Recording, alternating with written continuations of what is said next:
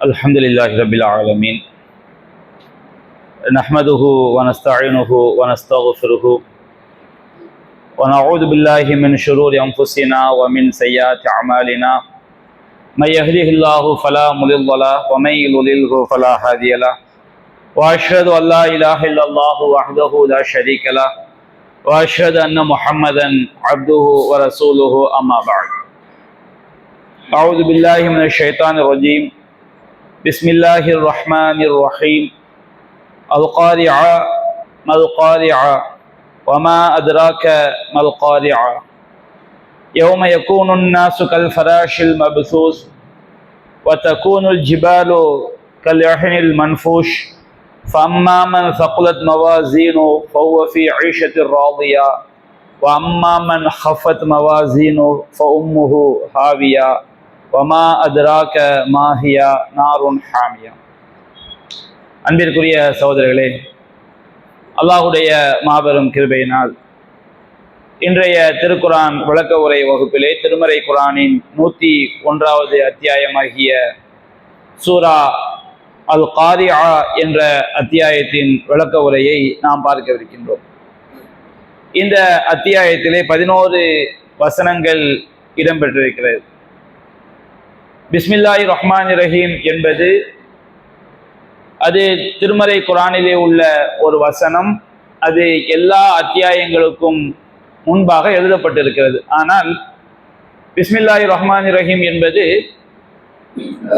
அந்த சூறாவில் உள்ள ஒரு வசனமாக கணக்கிடப்படாது. அது குரான்ல உள்ள வசனம் தான். இப்ப அல்ஹம்து சூறாவை நாம் எடுத்துக்கொண்டால் அல்ஹம்து சூரா 7 வசனம், அல்ஹம்துலில்லாஹி ரப்பில் ஆலமீன் 1வது வசனம், அர் ரஹ்மான் ரஹீம் 2, மாலிகி யௌமித்தீன் 3வது வசனம், இய்யாக நஅபுது வ இய்யாக நஸ்தஈன் 4வது வசனம், இஹ்தினஸ் ஸிராத்தல் முஸ்தகீம் 5வது வசனம், ஸிராத்தல் லதீன அன்அம்த அலைஹிம் 6வது வசனம், கைரில் மக்லூபி அலைஹிம் வலல்லாலீன் இது 7வது வசனம்.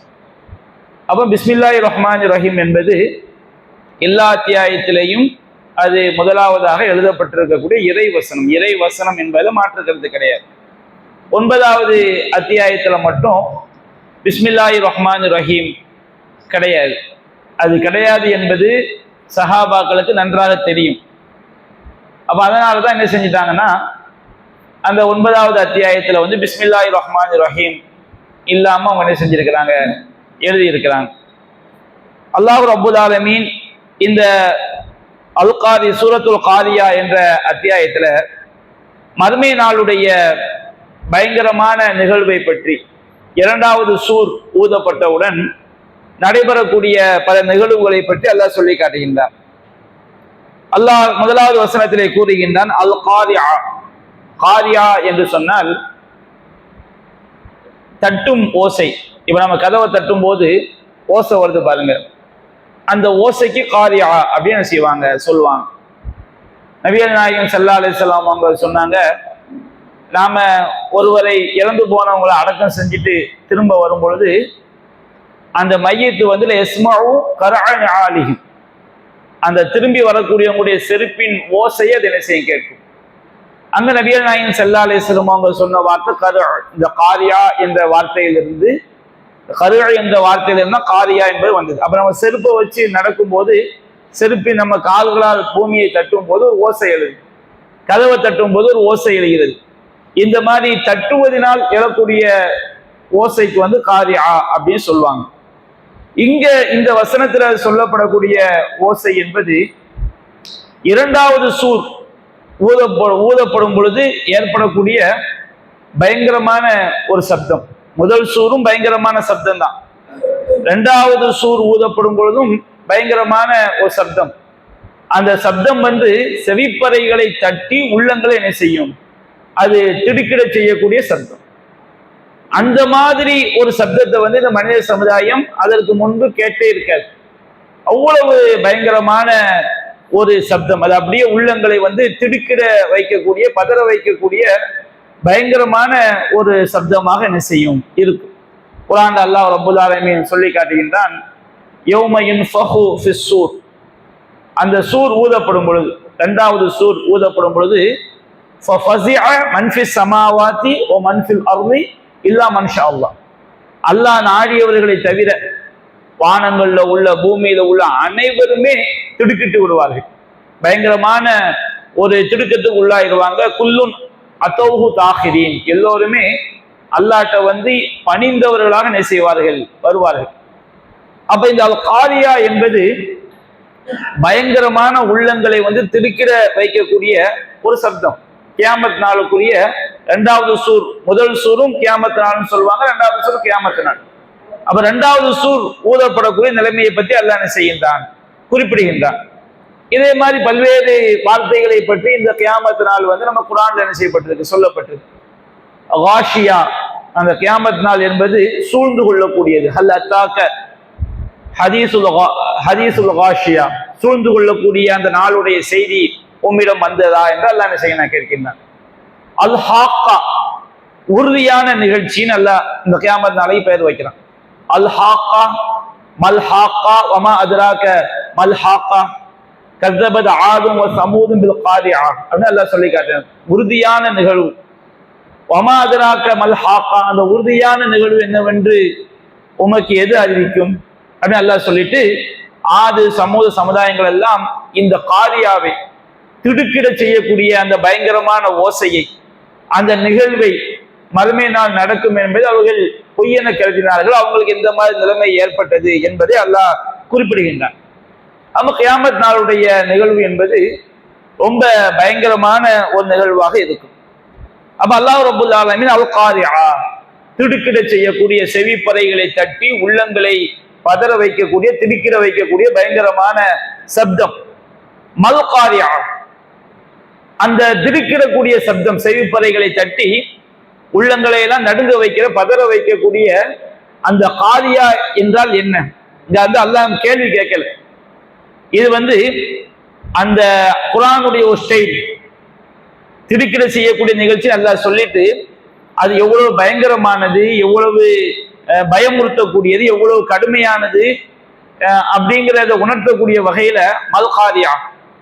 நம்ம கூட பேசுவோம்ல, நான் என்னுடைய அடி எப்படி இருக்குன்னு தெரியுமா, என் அடியை பார்த்துருக்கியா அப்படின்னு கேள்வி கேட்கலாம். அவன்கிட்ட அந்த அடி வந்து பயங்கரமா இருக்குங்கிறத என்ன செய்வோம், சொல்லுவோம். எல்லா மொழிகள்லையுமே அந்த இலக்கிய வாசகம் என்ன செய்ய இருக்கும்.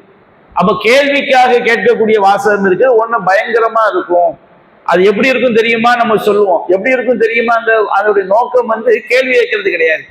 அது ரொம்ப பயங்கரமானது, பிரம்மாண்டமானது என்பதை சொல்வதற்காக உள்ள ஒரு வார்த்தை.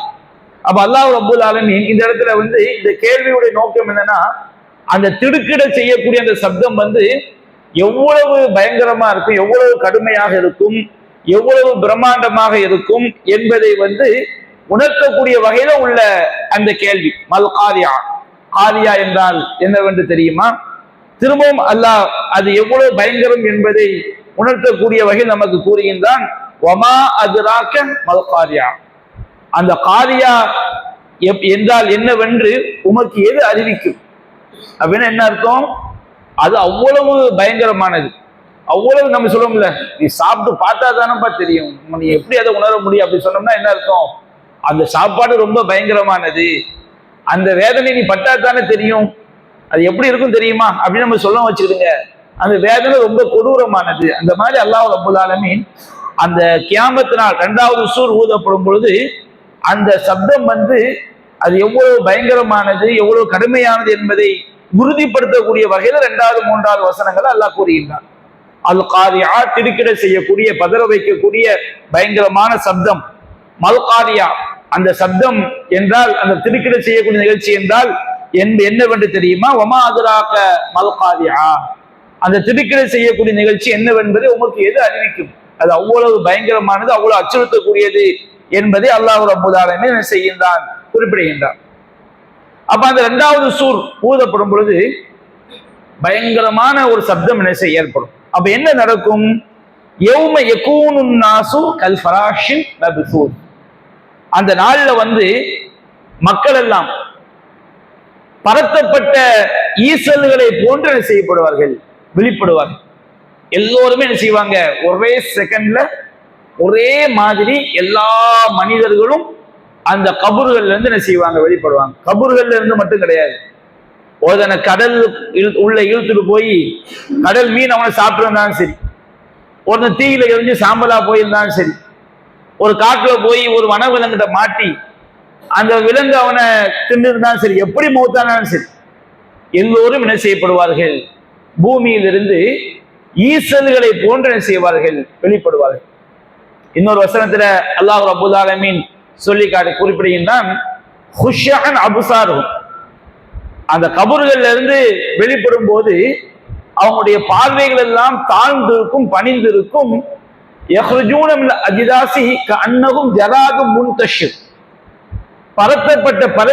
பரத்தப்பட்ட வெட்டுக்கிளிகளை போன்று, வெட்டுக்கிளிகள் எப்படி கூட்டம் கூட்டமா வெள்ளிக்கிழமை வருமோ அந்த மாதிரி பரவி செல்லக்கூடிய வெட்டுக்கிளிகளை போன்று அவங்க செய்யப்படுவாங்க, கபூர்கள்ல இருந்து வெளிப்படுவார்கள் அப்படின்னு அல்லாஹ் ரப்பல் ஆலமீன் குறிப்பிடுகின்றான். சூரத்து ஜில்சால் அத்தியாயத்தை அல்லாஹ் சொல்லும் போது, இதா ஜுல்சிலத்தில் அர்து ஜில்சாலஹா, பூமி மிக கடுமையாக உலுக்கப்படும் போது, இரண்டாவது சூர் ஊதப்படும் போது பூமி கடுமையாக உலுக்கப்படும். அஹ்ரஜத்தில் அர்து அஸ்காலஹா, பூமி தன்னுடைய சுமைகளை எல்லாம் அது வெளிப்படுத்தும். அப்போ அந்த நாள்ல மக்கள் எப்படி வெளிப்படுவார்கள்? யௌமைதீன் யஸ்துருன்னாசு அஷ்தாத்தன், மக்கள் கூட்டம் கூட்டமா என்ன செய்வாங்க? வெளிப்படுவாங்க. தங்களுடைய செயல்களை பார்ப்பதற்காக. அப்ப அந்த இரண்டாவது சூர் ஊதப்பட்டவன மக்கள் எல்லாம் ஈசல்களை போன்று, ஆதம் அலைஹிஸ்ஸலாம் அவங்கள்ல இருந்து, அவங்க தான் முதல் மனிதர், அவங்கள்ல இருந்து கடைசி மனிதர் வரை எல்லோரும் என்ன செய்வார்கள்? ஒரு மனுஷன் எழுந்திருக்கிறது எப்படி இருக்கும் அதே மாதிரி ஒரே டைம்ல, ஒரே செகண்ட்ல எல்லோரும் என்ன செய்வாங்க? கபூர்ல இருந்து வெளியே வருவாங்க. ஒரே செகண்ட், ஒரே மனுஷன மாதிரி என்ன செய்யும்? எல்லாம் நடக்கும். உலகத்துல உள்ள எல்லா மனிதர்களும் வெளிப்படுவார்கள்.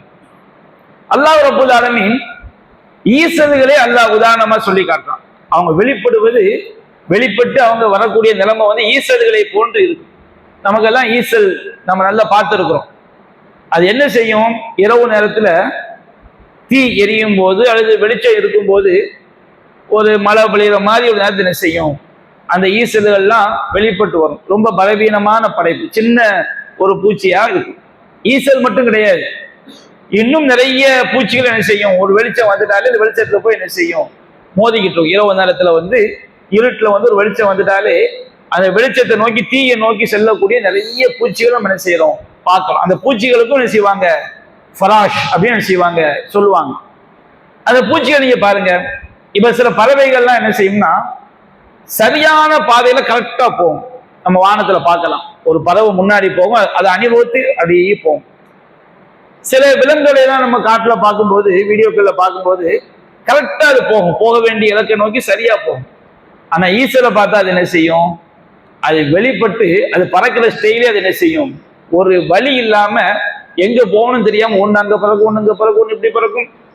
ஒட்டு மொத்தமாக குழம்புன குட்டையில மாதிரி அது என்ன செய்யும்? பறந்து கொண்டு இருக்கு. எல்லா நெருப்பை நோக்கி போகக்கூடிய எல்லா பூச்சிகளுமே அது என்ன செய்யணும்? ஒரு சரியான ஒரு நேரிய ஒரு பாய்ச்சல் அது இருக்காது.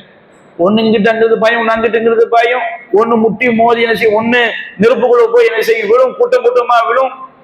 அப்ப அந்த ஈசல்கள் அதை பார்க்கும்போது அது ஒரு நெறிப்படுத்தப்படாத, ஒண்ணுக்கு மேல ஒண்ணு முட்டி மோதக்கூடிய ஒரு நெருப்புல போய் விழுந்து கரியக்கூடிய ஒரு பயங்கரமான ஒரு சூழல்ல அந்த ஈசல்கள் இருக்கும். அத மாதிரி மனுஷங்க என்ன செய்வாங்களாம்? அந்த கபூர்ல இருந்து வெளிப்பட்டவன எங்க போகணும்னே தெரியாது. ஒரு தரம் என்ன செய்வாங்க? முகத்தில தாழ், அழைப்பாளரை நோக்கி தலைகளை நீட்டி கொண்டு என்ன செய்வாங்க? வருவாங்க. அப்படியே அந்த காட்சியை பார்க்கும் பொழுது ஈசல்கள் எப்படி புலம்பி நிற்குதோ, வெட்டுக்கிளிகள் எப்படி படையெடுத்து வரும்போது அந்த வெட்டுக்கிளிகள் எப்படி ஒரு சீரா இருக்காது, அந்த மாதிரி மனித சமுதாயம் முழுவதும் ஈசல்களை போன்று என்ன செய்வாங்க?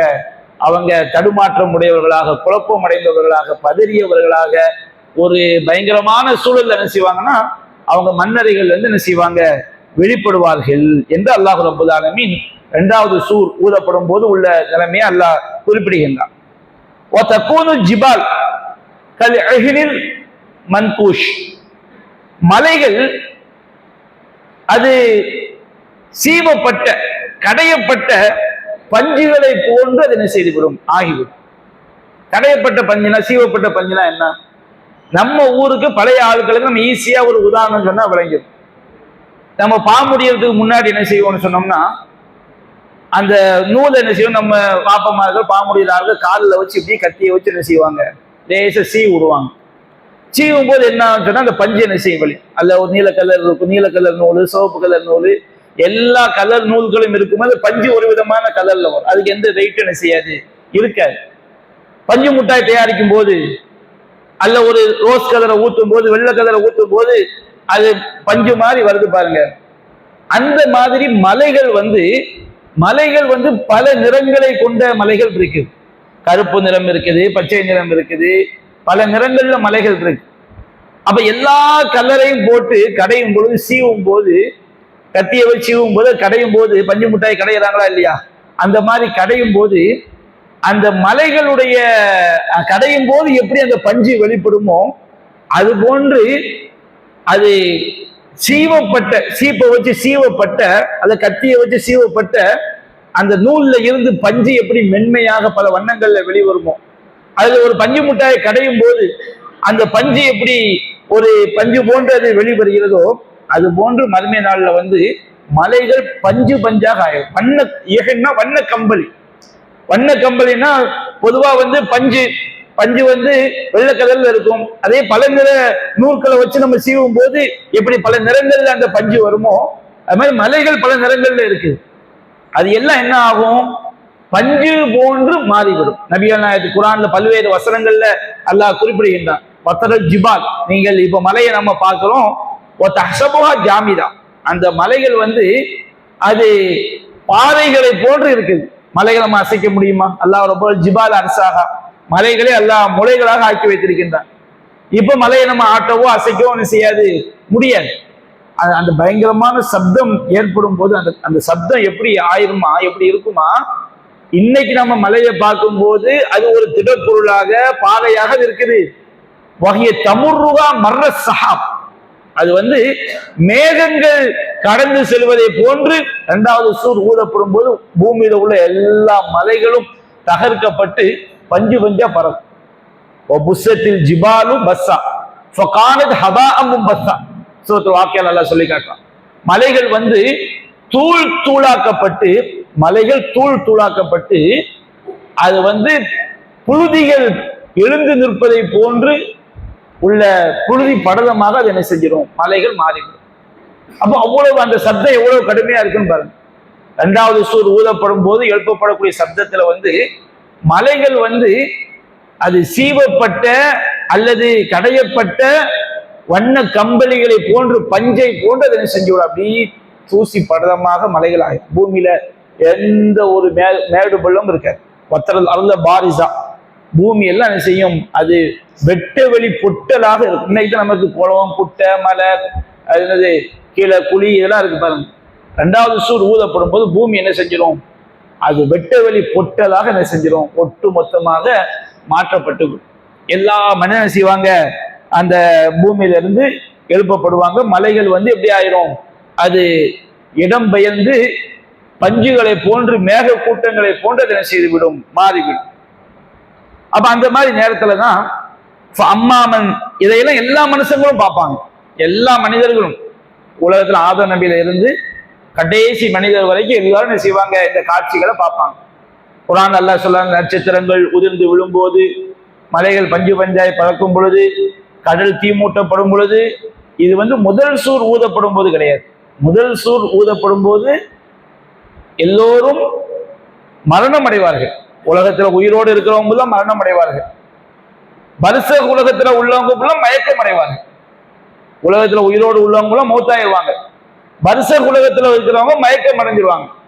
இரண்டாவது சூர் ஊதப்படும் போது எல்லோரும் ஒட்டு மொத்தமா என்ன செய்யப்படுவாங்க, எழுப்பப்படுவாங்க. நபிகள் நாயகம் ஸல்லல்லாஹு அலைஹி வஸல்லம் அவங்க சொல்றாங்களா இல்லையா, அதாவது முதல் சூர் ஊதப்படும் போது எல்லாரும் என்ன செஞ்சிருவாங்க, ரசூலா மௌத்தாயிட்டாங்க, பர்சக் உலகத்துல இருக்கிறாங்க, அவங்க மயக்கம் அடைஞ்சிருவாங்க. ஏன்னா ஒரு மனுஷனுக்கு 2 மௌத்து தான், மூணாவது ஒரு மௌத்து கிடையாது. நம்ம பிறக்கிறதுக்கு முன்னாடி ஒரு மௌத்து, பிறக்கும் போது நம்ம ஒண்ணுமே இல்லாம இருந்தோம், மையத்தா இருந்தோம் பிறக்கிறதுக்கு முன்னாடி. திரும்ப நம்ம மௌத்தா போறோம், 2 மௌத்து தான், மூணாவது மௌத்து கிடையாது. அப்ப சூர் ஊதப்படும் போது பூமியின் முதல் சூர் ஊதப்படும் போது பூமியின் மேல் பரப்புல உள்ளவங்க மௌத்தாயிருவாங்க. பர்சக் உலகத்துல உள்ளவங்க மயக்கம் அடைஞ்சிருவாங்க. இரண்டாவது சூர் ஊதப்படும் போது எல்லோரும் என்ன செய்வாங்க, கபூர்கள்ல இருந்து என்ன செய்யப்படுவாங்க, வெளிப்படுவாங்க. நபிகள் நாயகம் ஸல்லல்லாஹு அலைஹி வஸல்லம் நாங்க முதல்ல கண் விழிப்புங்கிறாங்க. கண் விழிக்கும் போது ரசூலுல்லாஹ்க்கு முன்னாடி என்ன செய்வாங்க, மூசா அலைஹிஸ்ஸலாம் அவங்க வந்து அரிசுடைய காலை பிடித்து கொண்டு இருப்பார்கள் அப்படின்னு ஹதீஸ்ல பார்க்கிறோம். அப்ப நபிகள் நாயகம் சொல்றாங்க, மூசா நபிக்கு இந்த உலகத்துல ஏற்பட்ட ஒரு மயக்கத்தினால அவங்க அங்க மூர்ச்சை ஆகலையா, அல்லது அவங்க வந்து எனக்கு முன்பாகவே கண் விழித்துட்டாங்களா எனக்கு தெரியாதுன்னு செய்றாங்க, குறிப்பிடுறாங்க. அப்போ மலைகள், அப்ப அந்த மலைகள் இந்த காட்சி எல்லாருமே பார்ப்பாங்க. கடல்கள் தீமூட்டப்படக்கூடிய காட்சி, நட்சத்திரங்கள் உதிர்ந்து விழக்கூடிய காட்சி, எல்லா நிகழ்வுகளையும் மனுஷன் என்ன செய்வாங்க, பார்ப்பாங்க. அது குர்ஆன் நல்லா சொல்லி காட்டான். மனுஷன் கேட்பானா, அதாவது இதா சுல்சிலத்தில் அர்து ஜில்சாலஹா வ அஹ்ரஜத்தில் அர்து அஸ்காலஹா வ காலல் இன்சானு மாலஹா. அந்த மனுஷன் என்ன ஆச்சுப்பா அந்த பூமிக்கு, ரெண்டாவது சூர் ஊதப்பட்டு நிற்கும் போது எல்லாம் இந்த பூமிக்கு என்ன ஆச்சு, ஏன் இப்படிலாம் நடக்குது அப்படின்னு சொல்லி யௌமைதின் துஹத்திஸு அஹ்பாரஹா, அந்த நாள்ல அந்த பூமி என்ன செய்யும், தன்னுடைய எல்லா செய்திகளையும் அதை என்ன செய்யும், அறிவிக்கும். யௌமைதின், அந்த நாளில் தான் யஸ்ருன் நாசு அஷ்டாத்தன், மக்கள் என்ன செய்வார்கள், லியரவ் அமாலஹும், தங்களுடைய செயல்களை பார்ப்பதற்காக கூட்டம் கூட்டமாக அவர்கள் கபூர்கள்ல இருந்து என்ன செய்யப்படுவார்கள், வெளிப்படுவார்கள். அப்ப அந்த நாள்ல என்ன நடக்கும், ரெண்டாவது சூர் ஊதப்பட்டு எல்லாரும் மேல வந்தவுடனே கேள்வி கணக்கு அந்த சேதம் நடக்கும். யௌமுல் ஹிசாப், கேள்வி கணக்கிற்குரிய நாள். மாலிகி யௌமித்தீன், நியாய தீர்ப்பு நாளுடைய அதிபதி. அப்ப நியாய தீர்ப்பு நாள் அது. அம்மாமன் சகுலத் மவாசீனு, எவனுடைய செயல்களின் எடை கனமாகி விட்டதோ, அவன் திருப்தி அடைந்த வாழ்க்கையிலே, நிம்மதியான வாழ்க்கையில அவன் என்ன செய்வான், இருப்பான். செயல்களின் எடை கனமாகி விட்டன, நம்முடைய செயல்கள் எல்லாம் தராசுல வச்சு என்ன செய்யப்படும், நிறுக்கப்படும். எவர்களுடைய எடைகள் கனமாகி விட்டதோ, எடைகள் கனமாகிறதுனா நமக்கு தீமை குறைந்து நன்மை அதிகரித்தால் எடை என்ன செஞ்சிருச்சு, கனமாயிடுச்சு. அப்போ அல்லாஹ் ரப்பல் ஆலமீன் நம்முடைய தீமைகளையும் எடை போடுவான், நன்மைகளையும் என்ன செய்வான், எடை போடுவான். அப்ப யாருக்கு தீமை எடை குறைஞ்சு நன்மை எடை கூடிட்டோ அவன் என்ன செய்யப்படுவான், நிம்மதியான வாழ்க்கையில. அந்த உலகத்துல நாம செய்யக்கூடிய எந்த தீமையும் நம்ம நன்மையை அளிக்காது. எது அழிக்கும் இஸ்லாம் சொல்லுது அதை தவிர. ஒரு சில பாவங்கள் தான் நன்மையை அளிக்கும். ஒருத்தன் மது அருந்திட்டான்னு சொன்னோம்னா 40 நாள் தொழுகை என்ன செய்யப்படாது, அவனுக்கு நன்மை எழுதப்படாது. தொழுதாகணும், ஆனா அவனுக்கு 40 நாள் தொழுகை நன்மை எழுதப்படாது, அது ஒரு அபராதம் மாதிரி. அதே மாதிரி யார் வந்து ஜோசியம் பார்க்கறானோ அவனுக்கு 40 நாள் தொழுகை என்ன செய்யப்படாது, ஏற்றுக்கொள்ளப்படாது, அது நன்மை என்ன செய்யாது, கிடைக்காது. இந்த மாதிரி சில பாவங்கள் வந்து நம்முடைய நன்மைகளை அழிக்கும்.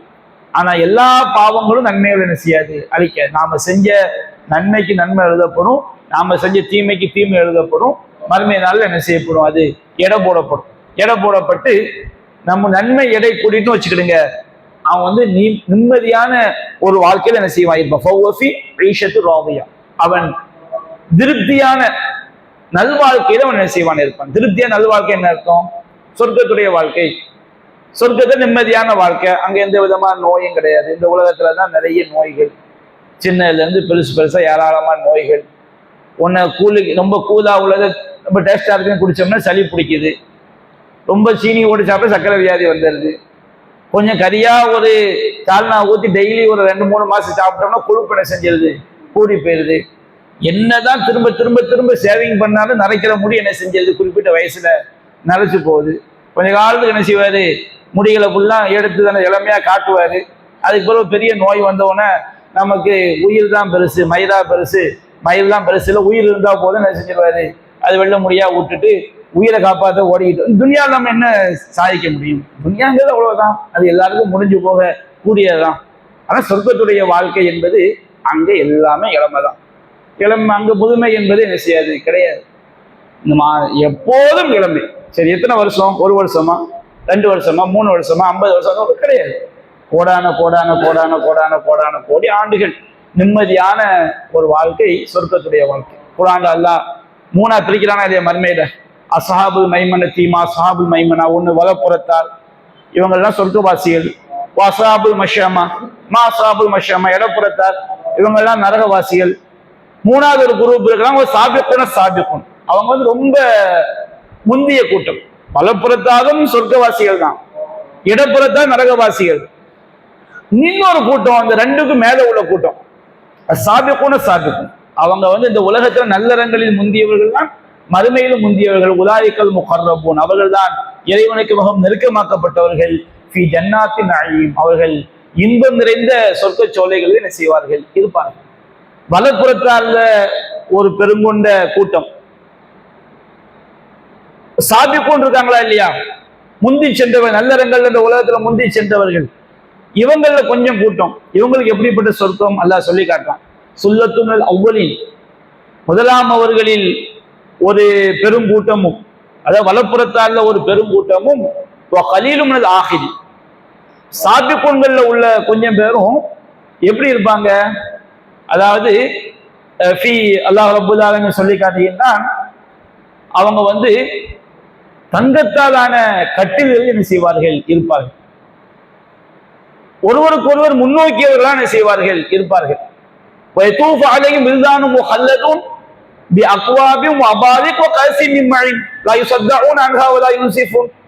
இளமை மாறாத சிறுவர்கள், அங்க சொர்க்கத்துல பணியாளர்கள் இளமை மாறாத, என்றென்றைக்கும் இளமையாகவே இருக்கக்கூடிய சிறுவர்கள் கோப்பைகளையும் கிண்ணங்களையும் மது ரசம் நிரப்பப்பட்ட கிண்ணங்கள் அப்படின்னு செய்வாங்க.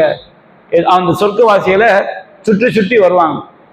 அங்க உள்ள அந்த மதுவை குடிக்கும்போது, இந்த உலகத்துல உள்ள மதுவை குடிச்சுட்டா தண்டவாளத்துல நின்றுக்கிட்டு 2 தண்டவாளத்தையும் குடிச்சுக்கிட்டு இந்த ஏனிய முடிவே இல்லாம போய்கிட்டு இருக்குன்னு கேட்பான். கீழே கட்ட வேண்டிய வேட்டையை தலையில அவுத்து கட்டுவான். இங்க சாராயம் குடிச்சுட்டா சில ஞானமே பிறக்கும். சாராயம் குடிச்ச பிறகுதான் நான் என் தாயை கவனிக்கல, அம்மாவை கவனிக்கல. அம்மா நார்மலா இருக்கும்போது பெற்ற தாயை அவன் பேசுற பேச்சு அவ்வளவு கொடூரமான பேச்சா இருக்கு. ஆனா சொர்க்கத்துல உள்ள மதுவை குடிச்சோம்னா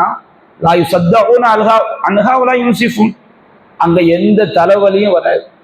அவர்கள் மதி மயக்கத்திற்கு உள்ளாக மாட்டார்கள். சாக்கடைக்கு போய் தான் விழ மாட்டாங்க. எந்த தர்மாட்டம் என்ன செய்யாது, இருக்காது. அவங்க விரும்பிய பழங்கள், எந்த பழம் நம்ம என்ன செஞ்சுக்கலாம், தேர்ந்தெடுத்துக்கலாம். ஒரு பழத்தை கொடுக்கும் பொழுதெல்லாம் இதுதான தோற்றத்துல முதல்ல ஒரு பழம் கொடுக்கப்படும், திரும்ப அதே தோற்றம் இன்னொரு பழம் கொடுக்கப்படும் போது அவன் சொல்லுவாங்க உத்து பிகா முட்ட ஷாபிகா, அதாவது முதல்ல இந்த பழம் தான் தரப்பட்டுச்சு அப்ப சொல்லப்படும் உத்து பிகா முட்ட ஷாபிகா. தோற்றத்துலதான் அது ஒத்ததா இருந்துச்சு, ஆனால் கடிச்சா அது வேற டேஸ்ட். ஒரே பழம் தான், தோற்றத்துல ஒரே மாதிரி இருக்கும், ஒவ்வொரு தடவை சாப்பிடும் போதும் ஒவ்வொரு விதமான டேஸ்ட். யோசிச்சு பாருங்க. முடிவே இல்லாத வாழ்க்கையில, உதாரணத்துக்கு இப்ப நம்ம ஒரு ஆப்பிள் வாங்குறோம், அந்த ஒரு ஆப்பிளை திண்டு இன்னொரு ஆப்பிள் தான் அதே டேஸ்ட் தான் இருக்கும். ஒவ்வொரு ஆப்பிளுக்கும் ஒரு டேஸ்ட் எல்லாம் வச்சு தர்றான்னு வச்சுக்கிடுங்க ஒரே பழத்துல. அது எப்படிப்பட்ட ஒரு வாழ்க்கையா இருக்கும். இதை மாதிரி ஏராளமான பழங்கள். ஒரு பழத்தை ஒரு தடவை சாப்பிட்றோம் வச்சுக்கிடுங்க, திரும்ப அதே பழம் அது வேற டேஸ்ட்ல இருக்கும். அப்ப அந்த மாதிரி ஒரு பாக்கியத்தை மிம்மா இஷ்டம், அவங்க விரும்பக்கூடிய பறவையினுடைய இறைச்சி. எத்தனை விதமான பறவைகள் இருக்கு, கோழி, காடை, கௌதாரி, மயில், என்னென்ன பறவை இறைச்சிகள் இருக்குதோ அவங்க விரும்பக்கூடிய பறவையினுடைய இறைச்சிகள் விஷயம் இருக்கும். அவங்களுக்கு வாழ்க்கை துணைகளாக ஹுருலின் என்கின்ற பெண்கள் இருப்பார்கள். கண்ணகும் கம்சாலின் லுகுலியில் மக்னூன், அவர்கள் மறைத்து வைக்கப்பட்ட முத்துக்களை போன்று இருப்பார்கள்.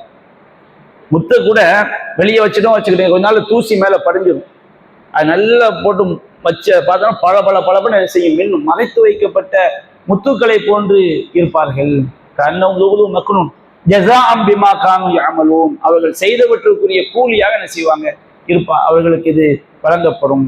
அது மாதிரி அல்லாஹ் சொன்ன, அதை தொடர்ந்து அல்லாஹ் சொல்லி காட்டுகின்றான், வலது புறத்துல ஒரு பெருங்கொண்ட கூட்டம், சாபிக்கொண்ட ஒரு பெருங்கொண்ட கூட்டம், முள் இல்லாத இலந்தை மரம். இலந்தை மரம் முள் இருக்கும், சொர்க்கத்துல முள் இல்லாத இலந்தை மரத்தின் கீழ் இருப்பார்கள். அடுக்கடுக்காக குலைகள் தொங்கக்கூடிய வாழை மரத்தின் கீழ் இருப்பார்கள். நீட்டி விடப்பட்ட நிழல்களின் கீழ் என்ன செய்வார்கள், இருப்பார்கள். நிழல்னா நம்ம கொஞ்ச நேரம் ஏசியில உட்கார்ந்துட்டா நமக்கு என்ன செய்யும், கொஞ்சம் அலுப்பு தட்டும். ஆனா அங்க எந்த அலுப்பு என்ன செய்ய தட்டாது, அங்க அலுப்பே வராது. மாயின் மஸ்கூப், ஓட்டி விடப்பட்ட அப்படி ஓடிக்கொண்டிருக்கக்கூடிய தண்ணீருக்கு அருகில் செய்வார்கள் இருப்பார்கள். அங்க எந்த வீணான விஷயத்தையும் எந்த பாவத்தையும் கேள்விப்படக்கூட மாட்டாங்க. இங்க நம்ம அடிக்கடி கேள்விப்படுவோமா இல்லையா? அவன் அவங்க கூட போயிட்டான், இவன் கூட போயிட்டான், டான்ஸ் ஆயிட்டா. அங்க இந்த மாதிரி பேச்சு எதுவும் வராது. பாவமான விஷயம் வராது. அவன் ஆக்சிடென்ட்ல பாவமான விஷயம் வராது. அவன் ஆக்சிடென்ட்ல மௌத்தாயிட்டான், இங்க இவர் ஹார்ட் அட்டாக்ல போயிட்டு, இந்த மாதிரி செய்தி அங்க வராது. அங்க எந்த வீணான செய்தியும் வராது, எந்த பாவம் அங்க வராது. இல்லா கீரன் சலாமன் சலாமா, அங்க சலாம் சலாம் சலாம். அந்த நிம்மதியான ஒரு வாழ்க்கை தான் சொர்க்கத்துடைய ஒரு வாழ்க்கை. அது நமக்கு நன்மையிட கூடுனா தான் அந்த பாக்கியம் கிடைக்கும். இந்த உலகத்துல மறுமை நாள்ல நம்முடைய அமல்களை வச்சு நம்ம சொர்க்கம் போக முடியாது. ஆனால் அல்லாஹ்வுடைய திருப்தி தான் நம்ம சொர்க்கத்துல கொண்டு போய் சேர்ப்பான். திருப்தியை பெற்றுத்தரக்கூடிய கருவி எது? நல்லறங்கள் தான். இந்த துனியாவில் எதுக்கெல்லாமும் நம்ம மனித சமுதாயம் முக்கியத்துவம் கொடுக்கிறோம். மறுமை நமக்கு வெற்றியை பெற்று தரக்கூடிய அந்த சொர்க்கத்தில் கொண்டு போய் சேர்க்கக்கூடிய நல்லறங்களுக்கு நம்முடைய முக்கியத்துவம் எப்படி இருக்கிறது என்பதை நாம் ஒவ்வொருவரும் சிந்தித்து பார்க்க வேண்டும்.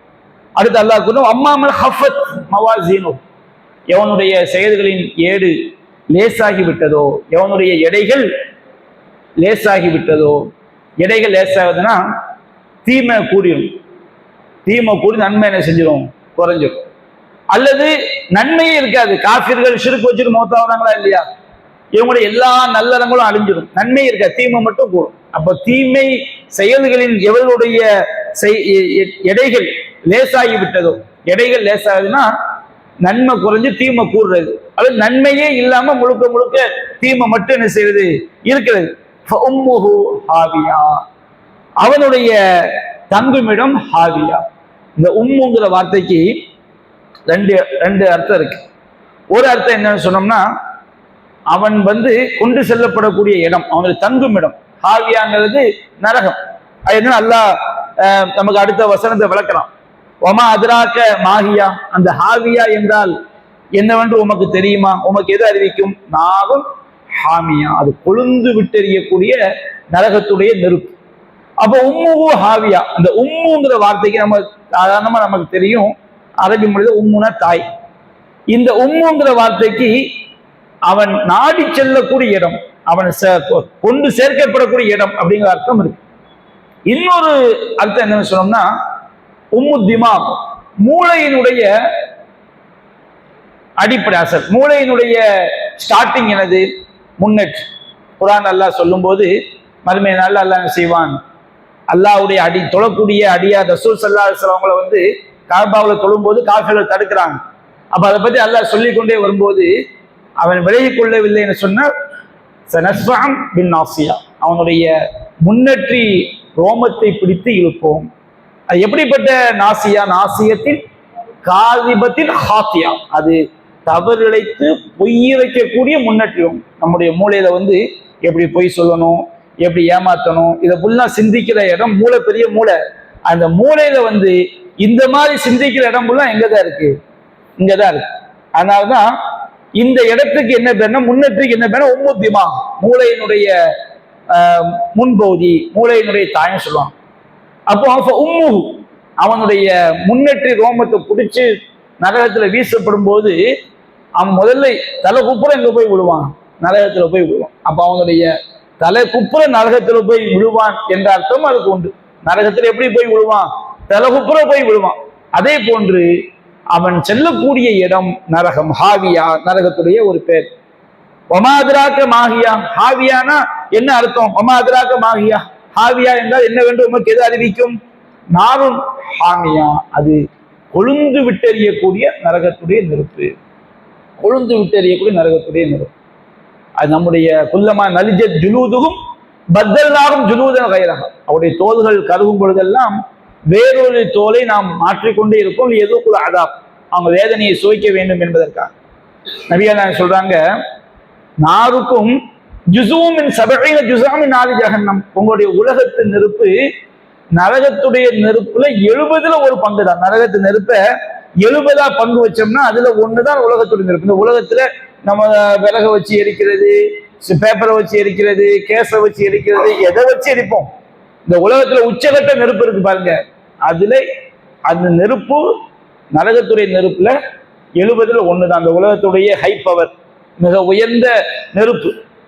அப்போ நரகத்துடைய இந்த உலகத்துடைய நெருப்பை விட 69 மடங்கு செறிவூட்டப்பட்டதுதான் நரகத்துடைய நெருப்பு. அந்த உலகத்துடைய நெருப்பை எவ்வளவு பெரிய பாதிப்புகளை உண்டாக்கி விடுகிறது. அல்லாஹ் ரப்புல் ஆலமீன் கூறினான், இல்லதீன கஃபரு குத்திஅத் லஹும் சியாபும் மின் நார். அல்லாஹ்வை மறுக்கக்கூடிய காஃபிர்களுக்கு நெருப்பு ஆடைகள் தயார் செய்யப்படும். நெருப்பே ஆடை என்ன செய்யப்படும். நம்ம சட்டை எப்படி நமக்கு மேலாடையா இருக்குதோ, வேஷ்டி எப்படி கீழாடையா இருக்கோ, அது மாதிரி சட்டையும் வேட்டியுமாக நெருப்பு என்ன செய்யும், ஆடையாக அணிவிக்கப்படும். அங்க அல்லாஹ் காப்பாற்றணும். மறுமையில போனாதான் அது எப்படிங்கிறத விளங்க முடியும். அல்லாஹ் அதை விட்டு நம்மளை காப்பாற்றணும். நெருப்பு ஆடைகள் தயாரிக்கப்படும். அவர்களின் தலைகளின் மேலிருந்து கொதிக்கக்கூடிய நீர் ஊற்றப்படும்.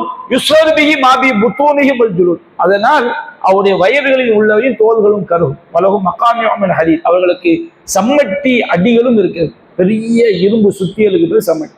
கபரு வாழ்க்கையிலேயே ஒரு சம்மட்டியை வச்சு அடி இருக்கு. அந்த சம்மட்டி எப்படி அடியா சொல்றாங்க, அதை வச்சு மலையை ஒரு அடி அடிச்சா மலை சுக்குநூறு ஆயிடும், தூசி தூசி ஆயிடும். அந்த மாதிரி சம்மட்டி எங்க இருக்குது, கபரு வாழ்க்கையில பாவிகளுக்கு அதை வச்சு அடி இருக்குன்னு வருது.